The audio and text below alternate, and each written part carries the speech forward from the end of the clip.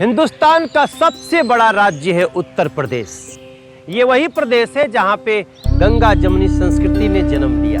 नवाबों की नगरी लखनऊ की तहजीब से लेके बनारस और इलाहाबाद के रास्ते पतित पावनी गंगा इसी प्रदेश में बहती है। ये वही प्रदेश है जहाँ एक प्यार का मंदिर है, ताजमहल, जिसे मुमताज की याद में शाहजहां ने बनवाया था। राम जैसे मर्यादा पुरुष के जन्म से लेकर के भगवान श्री कृष्ण की लीलाओं का गवाह रहा है ये प्रदेश। लेकिन हमें इस राज्य में भगवान श्री कृष्ण की लीलाओं की जगह कंस लीला के दर्शन हुए।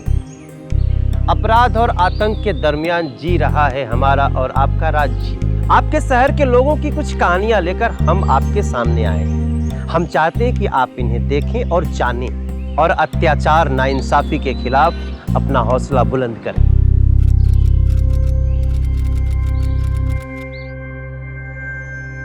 अरे अन्नू, तुम यहां?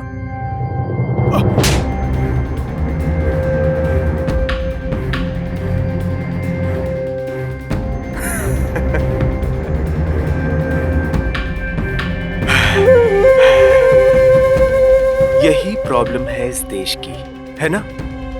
साला जिसको कंधे पर बिठाया वही कान में चढ़ के भौंकेगा। औकात भूलते तुम्हें भी देर नहीं लगी। क्या नाम है हमारा? बलदेव यादव। साला पूरा प्रदेश चरणों को धोकर पीता है, और तो दो कौड़ी की लड़की तूने हम पर हाथ उठा दिया। हाँ, हाँ तुम पे हाथ उठाया। अरे पूरा प्रदेश तुम जैसे नीच नेताओं की वजह से चलता है। यही हमारे देश की खामी है। बलदेव यादव, तुम्हारा ये जो गुरूर है ना, तुम्हारे रुतबे का, उसे तोड़ के रख देंगे हम। पूरे देश के सामने लाएंगे तुम्हारी असलियत, नहीं छोड़ेंगे तुम्हें।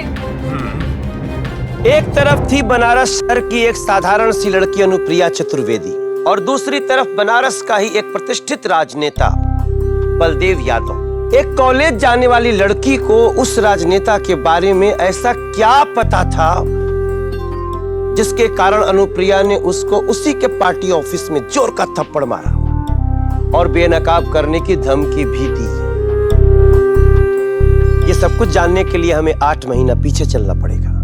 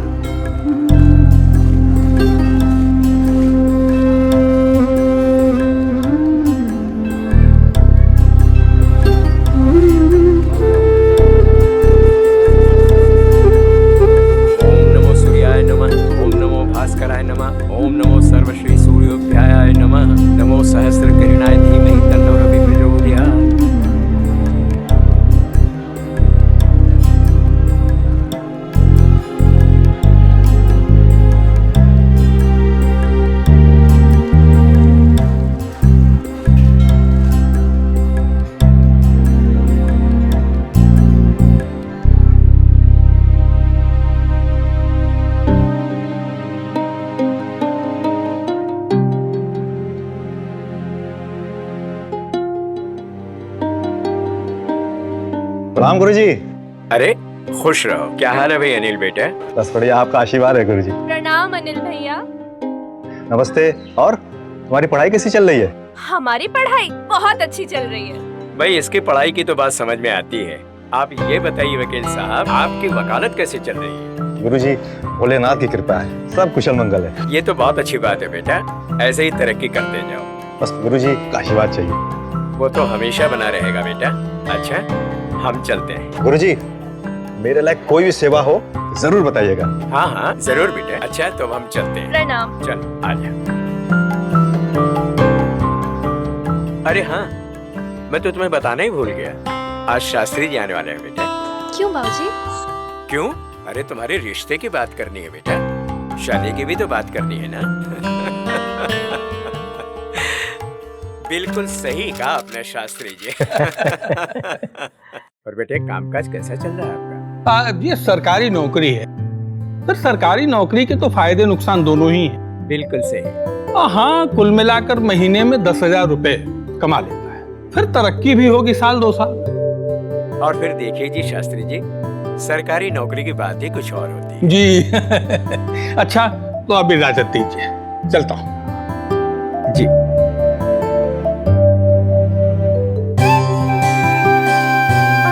अरे ये आप क्या कर रही है? संकोच नहीं करो बेटा, ये तो शगुन है, लेना ही होता है बेटा। ले लो बेटा, शगुन का है।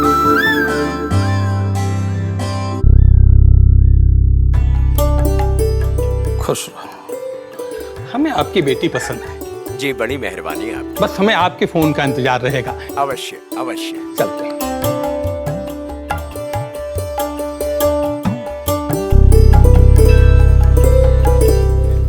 चल चल जल्दी चलना रे। कॉलेज में अभी बहुत टाइम है, ऐसी क्या आग लगी है तुझे? इतनी क्या जल्दबाजी है? अरे जल्दबाजी तो है ना बाबा, और इसके 2 कारण है। पहला कारण तो ये कि इतनी मुश्किल के साथ हमें बलदेव जी के साथ अपॉइंटमेंट मिला है। अब इतने बड़े मानव प्रतिष्ठा वाले नेता हमारी कॉलेज फंक्शन के लिए अच्छी खासी रकम ही देंगे ना चंदे में। और दूसरा कारण ये है कि बलदेव सिंह ना टीवी पे एकदम हीरो जैसा दिखता है। हाँ, अब उनसे मिलने का मौका थोड़ी ना छोड़ सकती हूँ मैं। अच्छा, तो तू अपने सपनों के राजकुमार को मिलने जा रही है? तो मुझे क्यों घसीट के लेके जा रही है? अकेली चली जाती। अरे बाबा, मैं तो चली जाती, पर वो हमारे पंडित जी है ना, उन्होंने कहा है मेरी कुंडली में ऐसा राजकुमार तो कोई है ही नहीं, इसीलिए चंदा मांग के अपना मन मार लेती हूँ। चल अब जल्दी चल। तू भी ना पागल है। हाँ पागल तो हूँ। अरे भैया गदोलिया चौक चलो, चल चल चल जल्दी कर। चलो चलो जल्दी करो, भैया। चलो।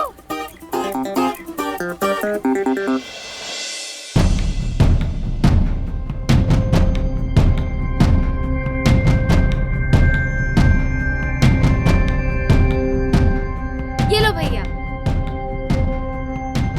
किनसे मिलना है आपको? वो बलदेव जी से काम है। ठीक है।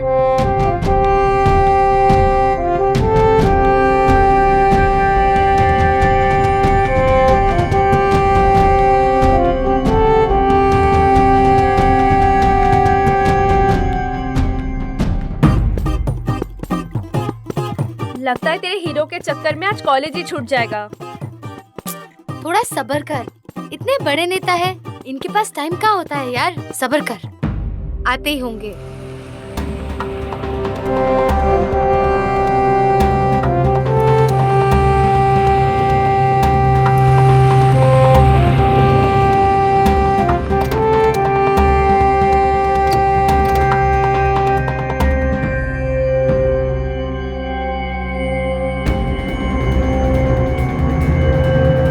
कितना स्मार्ट है ना?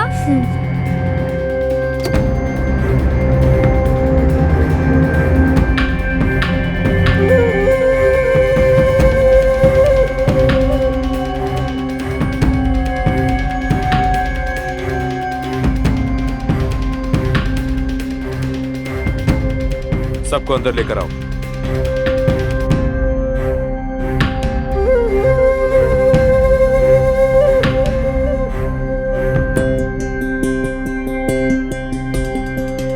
आपको अंदर बुला रहे हैं। चल चल।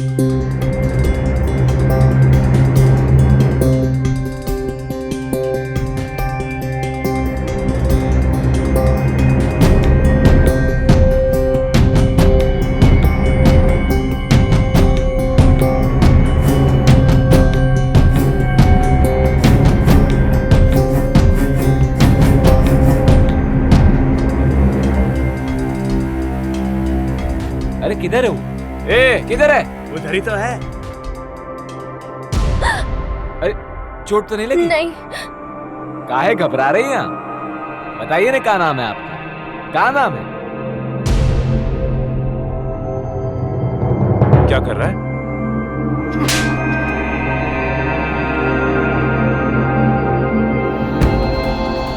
साले बदतमीज। ये आदमी दोबारा इस जगह पर दिखे ना इसकी पार्टी में कोई जगह है, ना इस घर में। लेके जाओ बाहर इसको। और आप लोग भी कान खोलकर सुन लीजिए अच्छे से। जो भी कार्यकर्ता औरत की इज्जत नहीं कर सकता, उन्हें सम्मान नहीं दे सकता, उसकी इस पार्टी में कोई जगह नहीं है। समझ गए आप लोग?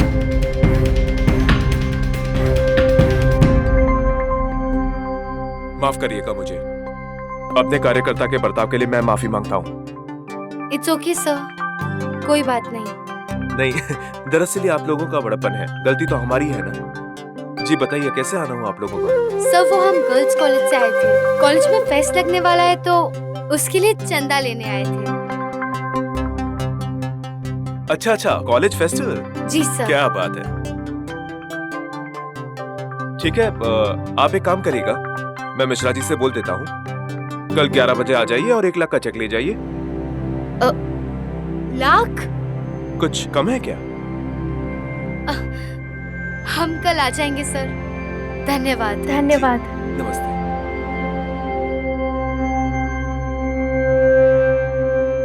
इधर आ।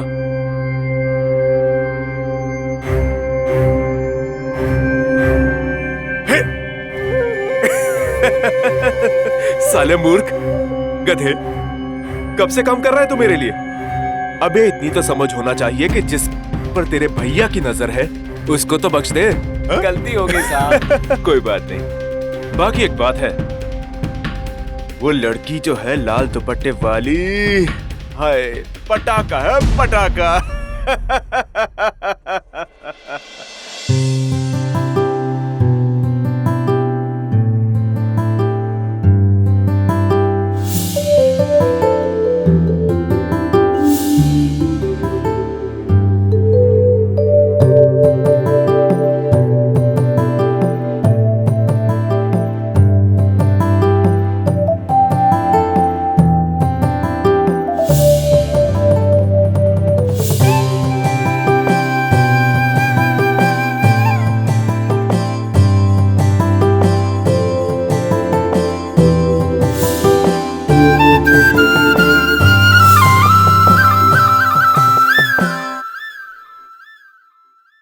बलदेव की अनुप्रिया से यह पहली मुलाकात थी और पहली ही मुलाकात में अनुप्रिया बलदेव से काफी प्रभावित हो गई थी। बलदेव ने अपने ही आदमी को तमाचा मारकर एक इज्जतदार और उसूलों वाला आदमी होने की छवि बना ली थी और अगले दिन फिर अनुप्रिया बलदेव से चेक लेने के लिए मिली। आपका चेक। धन्यवाद सर, आप जरूर आइएगा। मेरा तो थोड़ा मुश्किल है, फिर भी कोशिश जरूर करूंगा। बाय द वे, आपका शुभ नाम? सर ये अनुप्रिया चतुर्वेदी है, हम दोनों कॉलेज साथ में ही जाते हैं, सीए फाइनल ईयर में। ये हमारे कॉलेज की सबसे इंटेलिजेंट स्टूडेंट है। अरे वाह, मतलब आज हम गर्ल्स कॉलेज के सबसे खूबसूरत और जीनियस लड़की से मिल रहे हैं। अनु जी, और कौन कौन है आपके घर में? सर वो सुनीता जी, अगर वो बोलेंगी तो कुछ बुराई है? हाँ। तो बोलने दीजिए। जी मैं और मेरे पिताजी रहते हैं। पिताजी ज्योतिष विद्या सिखाते थे लेकिन अब रिटायर हो चुके हैं।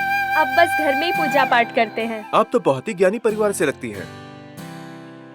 अनु जी, मेरा एक प्रस्ताव है आपसे, अगर आप माने तो। आप हमारे मिश्रा जी हैं, हमारे कार्यालय पार्टी के अकाउंट संभालते हैं और इनके ऊपर बहुत लोड है, तो आप काहे नहीं इनकी मदद कर लेती अकाउंट संभालने में? जी अजी, मतलब आप सीए कर रही है ना, 3rd ईयर स्टूडेंट है ना आप, तो आप इनकी हेल्प कर दीजिए, सैलरी देंगे इसके लिए हम। हाँ, लेकिन आपका अकाउंट्स तो बहुत बड़ी जिम्मेदारी है और मेरे पास तो एक्सपीरियंस भी नहीं है। देखिए अनु जी, एक्सपीरियंस कैसे आता है? आप जितना काम करेंगी उतना ज्यादा सीखेंगी और जितना ज्यादा सीखेंगी उतनी एक्सपीरियंस कहलाएंगी, है ना? सही बात। काम शुरू करिए आप, और मिश्रा जी तो है ही ना आपकी मदद के लिए। हाँ। लेकिन कॉलेज की आप बिल्कुल भी चिंता मत करिए। आप कॉलेज जाइए दिन में, शाम के समय जब आप फ्री हो जाए तो हमारे ऑफिस का अकाउंट संभालिए। Sure. Thank you so much. नमस्ते। लाइए। अरे वाह, तेरी तो चांदी चांदी है। अभी कॉलेज खत्म भी नहीं हुआ और तेरी नौकरी पहले ही लग गई। और हमारे बलदेव जी बहुत इम्प्रेस लग रहे थे तेरे से। चुप कर, कुछ भी बोलती रहती है। अब जो दिख रहा है वही बोल रही हूँ मैं। बलदेव ने अनुप्रिया को सीए की प्रैक्टिस के बहाने अपने ही ऑफिस में लगवा दिया और प्रैक्टिस के सिलसिले में अनुप्रिया सीए के यहाँ आने जाने लगी। लेकिन उसकी मुलाकातें सीए से कम और बलदेव यादव से ज्यादा होने लगी। कुछ ही महीनों में दोनों बेहद करीब आ गए। शुक्ला जी से बोलिएगा कि रेट कॉम्पिटिटिव में टेंडर उन्हीं को मिलेंगे, कहीं कोई टेंशन की जरूरत नहीं है। ठीक है जी अच्छा। और कोई खबर? नहीं। अनु, आप प्लीज रुकिए, कुछ जरूरी काम है आपसे। जी सर। बैठिए।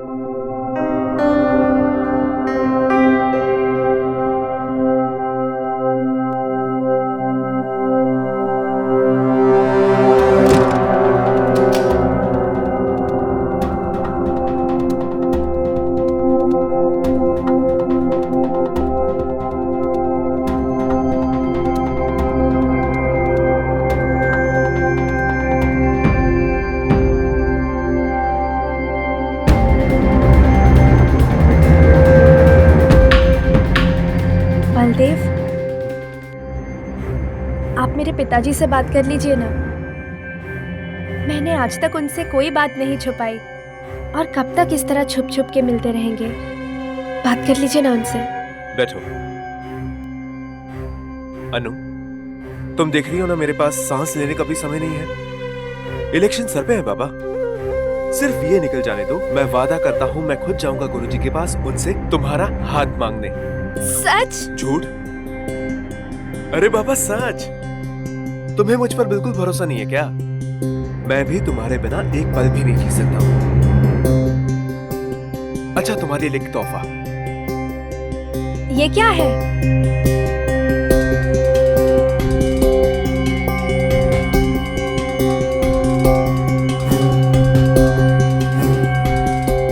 इतनी सुंदर घड़ी? लेकिन ये तो बहुत महंगी होगी ना? हाँ, महंगी है, लेकिन तुम्हारी मुस्कान से ज्यादा कीमती कुछ भी नहीं। लेकिन फिर भी बताइए ना, कितने की है? अकाउंट्स वाली हो ना, कीमत जाने बगैर तुम मानोगे नहीं। सिर्फ 45,000 रुपए। 45,000? नहीं नहीं, ये घड़ी आप ही रखिए। क्यों भाई, अब मैं तुम्हें गिफ्ट भी नहीं दे सकता हूँ क्या? नहीं, वो बात नहीं है, लेकिन फिर भी। ये फिर भी बिल्कुल नहीं। तुम्हें ये लेना पड़ेगा, नहीं तो ये गया खिड़की के बाहर। ठीक है? आप भी ना बहुत जिद्दी है। चलो हाथ लाओ।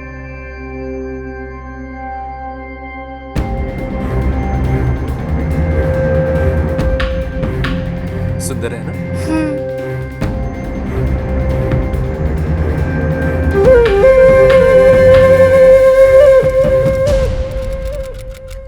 आ गई कॉलेज से? जी बाबूजी। आ बेटा, बैठ।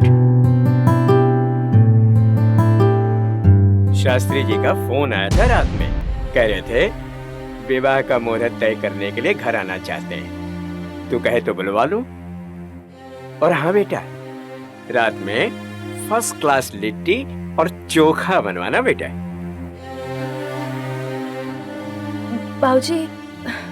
बाबूजी आप उन्हें मना कर दीजिए, हमें ये शादी नहीं करनी। क्यों? क्या बात है? अरे तूने शादी के लिए हाँ भरी, उसके बाद ही तो हमने हाँ भरी बेटा। अब क्या हुआ?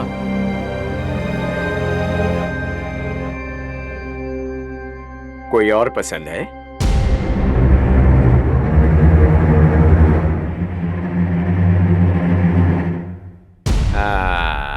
अरे मेरी बिटिया, पहले बताया होता ना, शास्त्री जी को मना कर देते।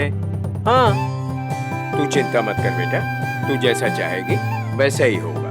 थैंक यू बाबूजी। मेरी बेटी, मेरी बेटी। अब ये तो बता दे, उस राजकुमार से कब मिलवा रही है मुझे? बाबूजी जरूर मिलवाऊंगी, बस हमें थोड़ा सा वक्त दे दीजिए। मेरी प्यारी अब एक काम कर, गर्मा गर्म फर्स्ट क्लास एक चाय पिला, ठीक है? जी बाबूजी। जा, जा।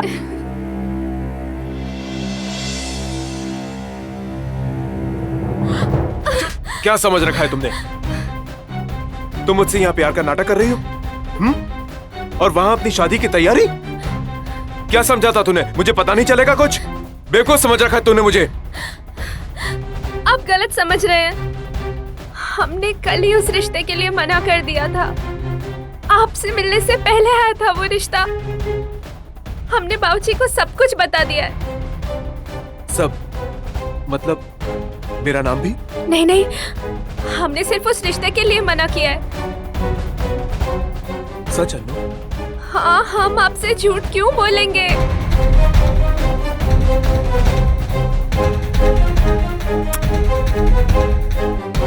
I'm so sorry अनु, हमने तुम पर हाथ उठाया। भोलेनाथ इसकी सजा हमको जरूर देंगे। नहीं। क्षमा नहीं करेंगे वो हमको। अन्नू, हम खुद तुम्हारे पिताजी से बात करने चलना चाहते हैं। मैं तुमसे बेहद प्यार करता हूँ, बहुत प्यार करता हूँ। हम भी आपसे बहुत प्रेम करते हैं और आपके बिना जी नहीं सकते। अन्नू ने अपने प्यार के लिए बलदेव को अपना सर्वस्व सौंप दिया। उसे यह भरोसा हो गया था कि बलदेव उसे सच्चा प्यार करता है, पर कुछ ऐसा था जो अन्नू को अभी मालूम नहीं था।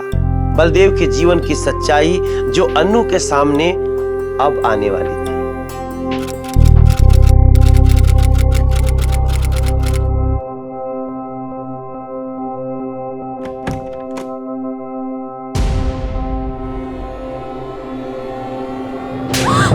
हमारे पति को झांसे में फांस लिया। अरे ये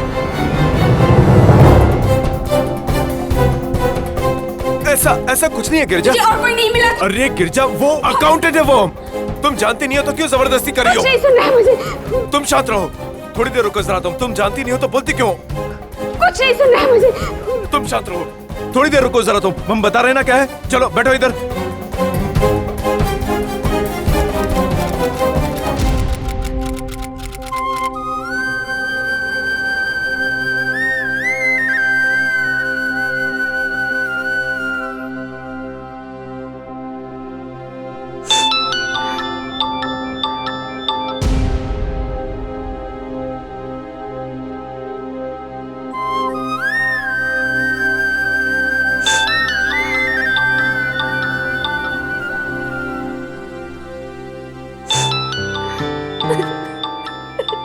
क्या बात है बेटा? क्या हुआ? फोन क्यों नहीं उठा रही बेटा? नहीं भाऊजी, कुछ नहीं, बस सुनीता परेशान कर रही थी। बलदेव शादीशुदा है। जैसे ये बात अन्नू को पता चली तो उसको गहरा धक्का लगा। वो बलदेव से बहुत नाराज हो गई थी और उससे दूरियां बना ली। वो नहीं चाहती थी कि एक शादीशुदा औरत का परिवार उसके कारण बिखर जाए। बलदेव उन दिनों इलेक्शन की तैयारियों में लगा हुआ था। उसने एक दो बार अन्नू से संपर्क करने की कोशिश की, लेकिन अन्नू ने साफ मिलने से मना कर दिया और बलदेव अपने काम में बिजी हो गया। ऐसे लगभग 1.5 महीने बीत गए। इधर पूरे सिलसिले को भुला करके अन्नू अपने जीवन में आगे बढ़ने की कोशिश में लगी ही थी कि अचानक उसकी किस्मत ही उसके खिलाफ हो गई। अन्नू, क्या हुआ? कुछ बता भी तो सही ना, क्या हुआ? क्या हुआ अन्नू? क्या हुआ? बता तो। क्या हुआ?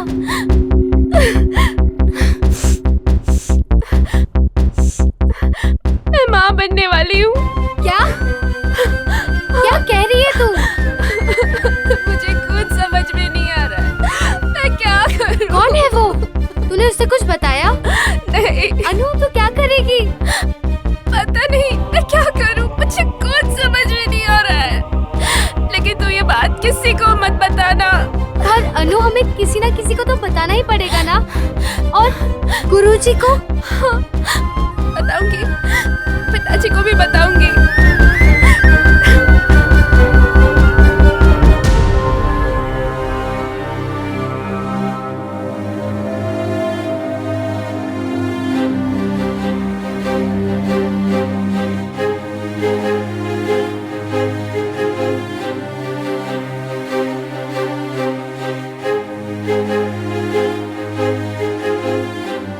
अरे सुनीता बिटिया, कैसी हो बिटिया?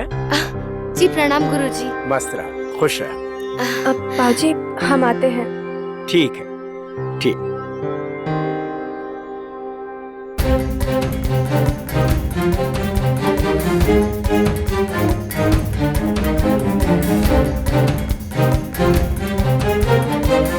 अन्नू, हम खुद तुम्हारे पिताजी से बात करने चलना चाहते हैं। मैं तुमसे बेहद प्यार करता हूँ। हम तुमसे इतना प्यार करते हैं कि तुम्हारे और अपने बीच कभी भी किसी को बर्दाश्त नहीं करेंगे।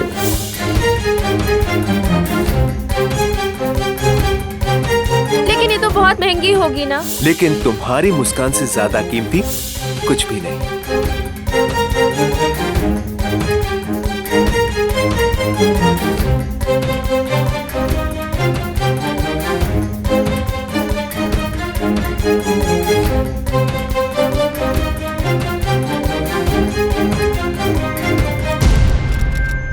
अरे अन्नू, तुम यहां?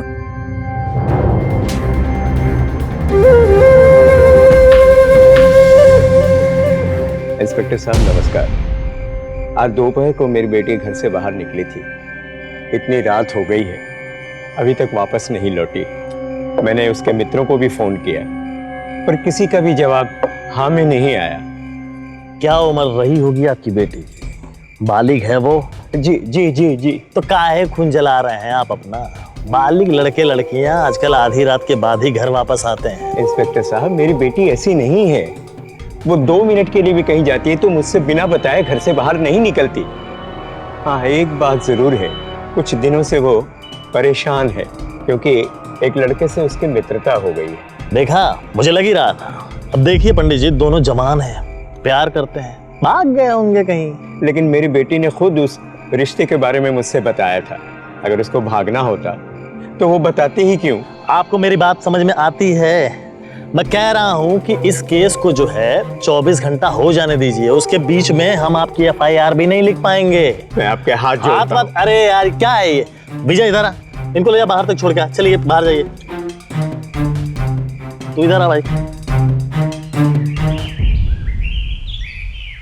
बलदेव जी नमस्ते। मैं अनुप्रिया का पिता हूँ। अनुप्रिया आपके दफ्तर में काम करती है। कल रात से वो घर नहीं आई है। मैं बहुत चिंतित हूँ। अनुप्रिया की सहेली ने बताया कि आपने ही मेहरबानी कर उसे अपने दफ्तर में अकाउंट सेक्शन में काम पर लगाया है। मैं पुलिस स्टेशन भी गया, लेकिन वहाँ सुनी अनसुनी कर दी लोगों ने।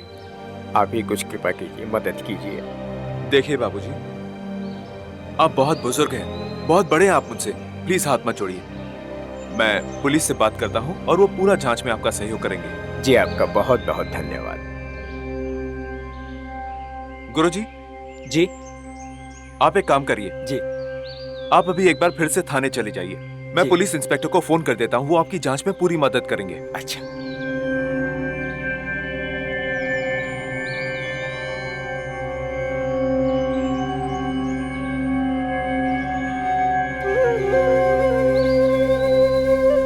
हाँ, पंडित फिर से आएगा तुम्हारे पास, संभाल लेना।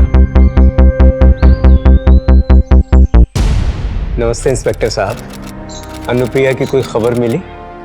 अभी तक तो कोई खबर मिली नहीं है। वो पढ़िए पीछे क्या लिखा है। पढ़िए पढ़िए। क्या मैं आपकी सहायता कर सकता? हाँ, वही कर रहे हैं। देखिए मिश्रा, फोटो भेज दिए हो? हाँ साहब, कर रहे हैं सहायता। जब से आपका केस आया है दिन रात 24 घंटे उसी पे काम कर रहे हैं। परेशान क्यों होते हैं आप खामखा? भाई नेताजी को आप जानते ही हैं, तो फिर आपकी बिटिया कहाँ जाएगी? आ जाएगी तो 4 दिन में। लेकिन 4 दिन हो गए इंस्पेक्टर साहब उसे गए हुए। न जाने कहाँ होगी, किस साल में होगी। मैं परेशान हो गया इंस्पेक्टर साहब। परेशान तो हम हो चुके हैं आपसे। आइए एक बात बताएं आपको। आइए देखिए, आप हैं तो नेताजी के आदमी। वो आपको जानते हैं, आप उनको जानते हैं। नेताजी ने खास तौर से इस केस पे काम करने के लिए कहा है ना? जैसे ही कोई खबर मिल जाएगी हम बता देंगे आपको। चलिए आराम करिए, ठीक है? चाय लाओ बे।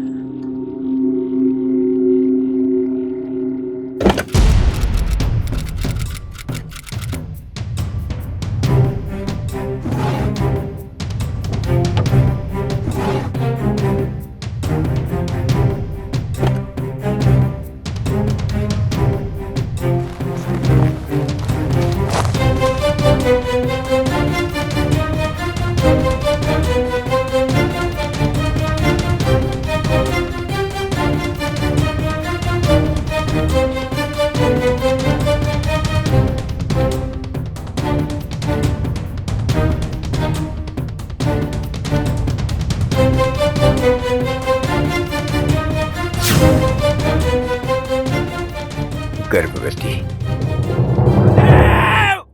बलदेव यादव! एक मिनट, आप लोग बाहर जाइए, मैं बात करता हूँ।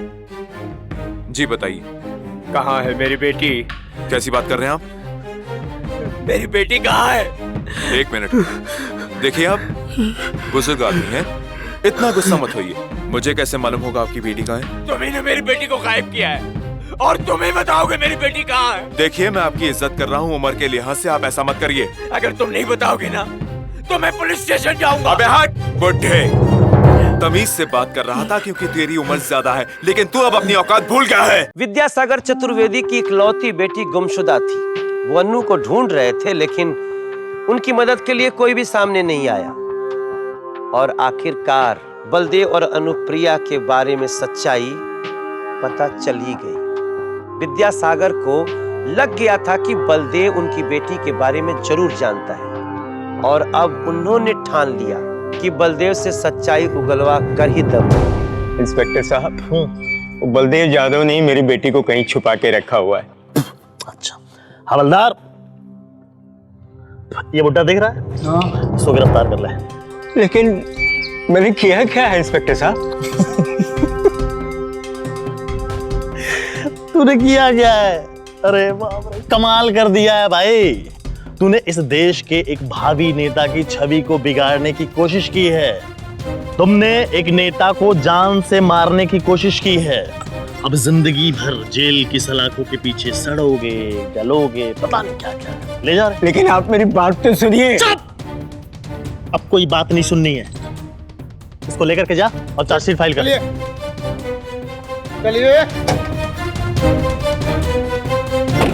समाज में विद्यासागर चतुर्वेदी का इतना मान, इतनी प्रतिष्ठा थी कि उनको जेल में डाल दिया जाना अपनी बेटी को खोने जैसा ही एक गहरा धक्का था। और इस घटना के बाद तो विद्यासागर जी बहुत ही टूट चुके थे। ये लीजिए गुरुजी के जमानत के पेपर।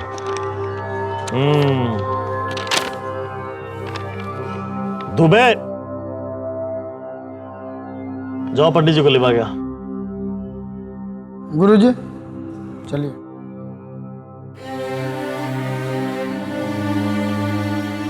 पंडित जी कैसे हैं? ठीक। मैं आपको एक अच्छे नेता के पास लेके जाऊंगा। वो इस मामले को जड़ तक पहुंचाएंगे। घबराइए नहीं, अनु मिल जाएगी। चलिए। आइए गुरुजी। तबीयत सब बढ़िया? यहाँ पे साइन मारे। चलिए पंडित जी।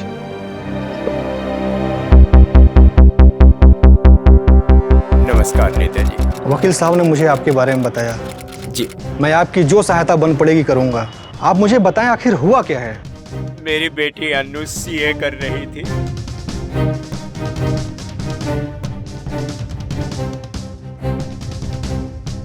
आप चिंता मत कीजिए जी। मैं इस मामले की पूरी जांच करवाऊंगा जी। और कल मैं लखनऊ जा रहा हूं। वहां विधानसभा में मैं इस बात को उठाऊंगा और सरकार पे दबाव बनाऊंगा कि एक निष्पक्ष जांच हो। विपक्ष के नेता बाल मुकुंद ने विद्यासागर जी को यह भरोसा दिलाया कि आपको न्याय मिलेगा, और इसके लिए उन्होंने विधानसभा में इस बात को खूब जोर शोर से उठाई। लेकिन बलदेव यादव की दबंगई और लोकल पुलिस पे उसके दबदबे के कारण कार्रवाई आगे नहीं बढ़ पाई। कुछ न होता देख के विद्यासागर जी ने थक हार कर अपनी इस लड़ाई को जनता तक ले जाने की सोची और अनशन पे बैठ गए। मीडिया ने उनके आंदोलन को हाथों हाथ लिया और फिर लोग जुटने लगे। देखते देखते एक छोटा सा आंदोलन एक बहुत बड़ी मुहिम में तब्दील हो गया, और तब पुलिस पे प्रेशर बना। पिछले 5 दिनों से 55 साल के विद्यासागर चतुर्वेदी जी यहाँ अनशन पर बैठे हैं। इनका कहना ये है कि इनकी 20 साल की जवान बेटी को बलदेव यादव ने पहले प्यार का वादा देकर फुसलाया और फिर अगवा कर लिया। आइए हम विद्यासागर जी से बात करते हैं। तो चतुर्वेदी जी, आप बताइए आप यहाँ अनशन पर क्यों बैठे हैं? देखिए, मेरे साथ बहुत बड़ा अन्याय हुआ है और बलदेव यादव मुझे मेरी बेटी से अलग किए हुए हैं। मैं पुलिस स्टेशन भी गया, लेकिन वहाँ किसी ने कोई कार्रवाई नहीं की। मैं तो ये कहूँगा कि पुलिस भी उन लोगों से मिली हुई है, और मैं हाथ जोड़ के कहता हूँ कि मेरे लिए मेरी बिटिया ही मेरा संपूर्ण परिवार है, और जब तक मुझे मेरा पूरा परिवार नहीं मिल जाता तब तक मैं यह अनशन नहीं तोड़ूंगा। इसके लिए चाहे मेरी जान ही क्यों न चली जाए। हम क्या बताएं आपको नेताजी, हमको कितना बुरा लग रहा है। आगे से, पीछे से, ऊपर से, नीचे से, हर जगह से ऑर्डर आ रहे हैं। बड़ी मजबूरी में बुलाना पड़ा है आपको, नहीं तो हम खुद ही नहीं घर चले आते। काहे घबरा रहे हो तुम? अरे हम जानते ही में तुम्हारी कोनो गलती नहीं है, पर ये है ना साले मीडिया वाले, जे बना रहे बात का बतंगड़। सही कह रहे हैं, इन सारी फसाद की जड़ ये मीडिया वाले। चिंता ना करो, हम संभाल लेंगे सब। बलदेव की पहुंच के कारण पुलिस उसका कुछ नहीं कर पा रही थी, लेकिन विद्यासागर ने भी अपनी हिम्मत नहीं हारी, अपनी कोशिश जारी रखी और अनशन जारी रखा। लोगों की भारी भीड़ और समर्थन के कारण ये मामला दबा नहीं और ये केस सीबीआई को ट्रांसफर हो गया। विद्यासागर जी, हम सीबीआई से हैं। जी नमस्कार, आइए बैठिए। तो ठीक है, हम आपकी बेटी के गुमशुदा होने के मामले की तहकीकात करेंगे। आप अपनी बेटी अनुप्रिया के बारे में कुछ बता सकते हैं? अनुप्रिया के गायब होने के कुछ दिन पहले उसने मुझसे बताया कि वो किसी से प्रेम करती है। फिर उसके बाद उसकी सहेली सुनीता ने बताया कि वो प्रेग्नेंट है। लेकिन आप तो बार बार बलदेव यादव का नाम ले रहे थे, वो क्यों? एक मिनट, ये देखिए, ये कुछ तस्वीरें हैं।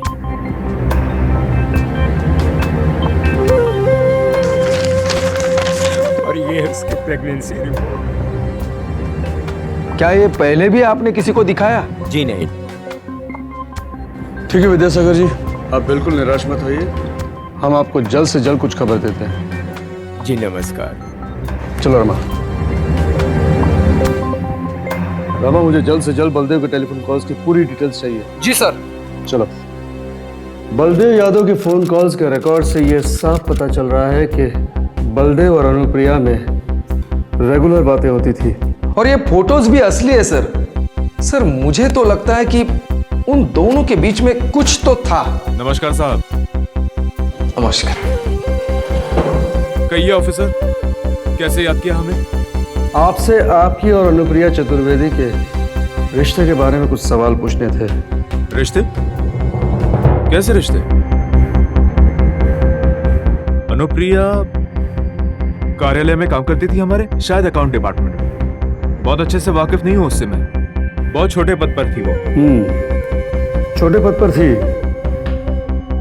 लेकिन हर रोज 4 से 5 बार आप लोगों की फोन पर बातें होती थी उनसे, ज्यादातर रात के समय। ऐसा क्यों है? शायद आपको याद नहीं है। चलिए ये देखिए, कुछ याद आ जाए आपको। समय तो साथ में बिताते हैं आप लोग। क्या रिश्ता था आपका उनसे? ऐसा है मोहंती साहब, मुझे आपका सवाल पूछने का तरीका कतई पसंद नहीं आया।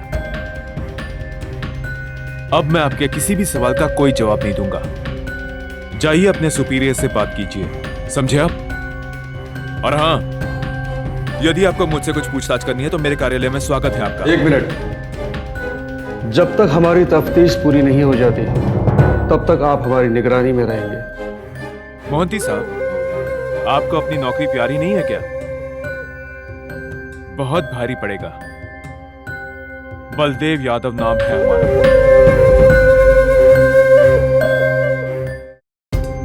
इसे पहचानते हो?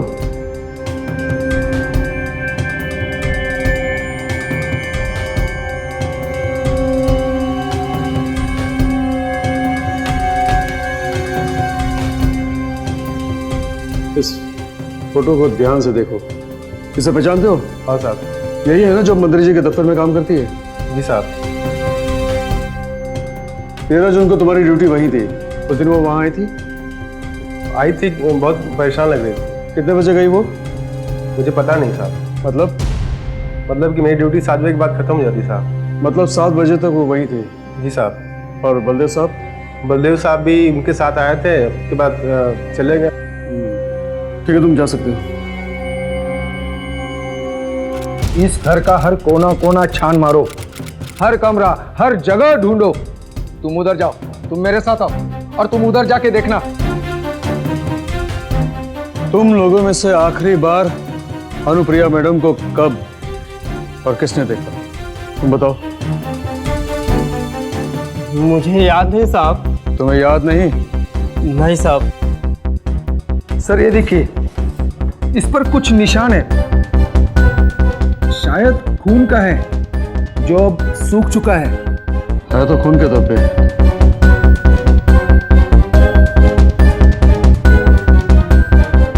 इस फूलदान पर खून के धब्बे।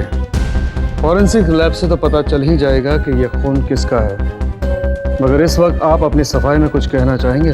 क्या पूछ रहे हैं आप?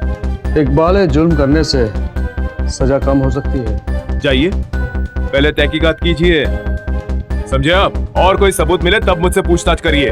जाइए, नहीं जानता किसी को मैं। झूठ बोल रहे हैं ये।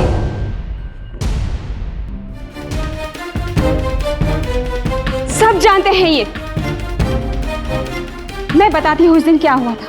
मैं कमरे के पास से गुजर रही थी तो मैंने देखा। मैं तुम्हारे बच्चे की माँ बनने वाली हूँ। नहीं छोड़ूंगी तुम्हें। पत्नी को धोखा दिया, मुझे धोखा दिया, पूरी दुनिया के सामने लाऊंगी इस बात को। इन्होंने ही मारा है उसे।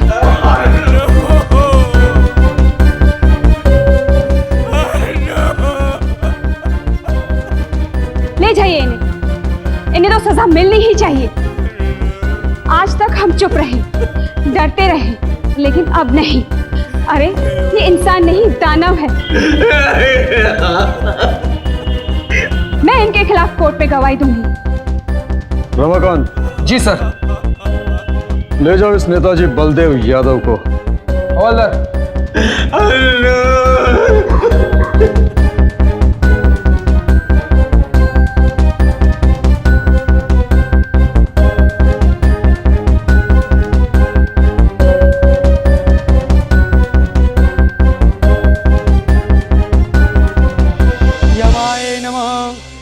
जमाय नमः, धर्मराजाय नमः, धर्मराजाय नमः, मर्तवे नमः, मृदकालाय नमः, कालाय नमः, सर्वोक्षजाय नमः, औदुम्बराय नमः, ददनाय नमः, नीलाय नमः, पंचशीय सत्यम। ओम मर्तवे नमः, मृदकालाय नमः, कालाय नमः, सर्वोक्षजाय नमः। गंगा में पुष्प छोड़ दिया।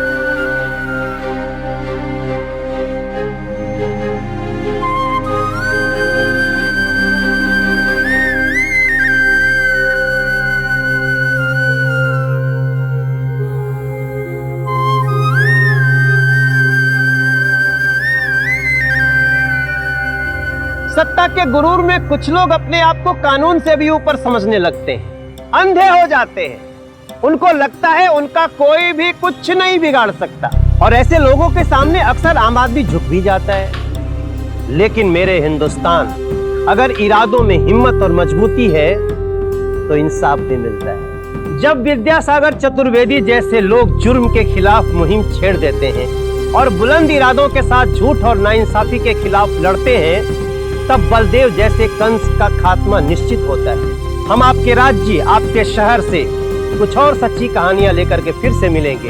सावधान India, Uttar Pradesh fights back.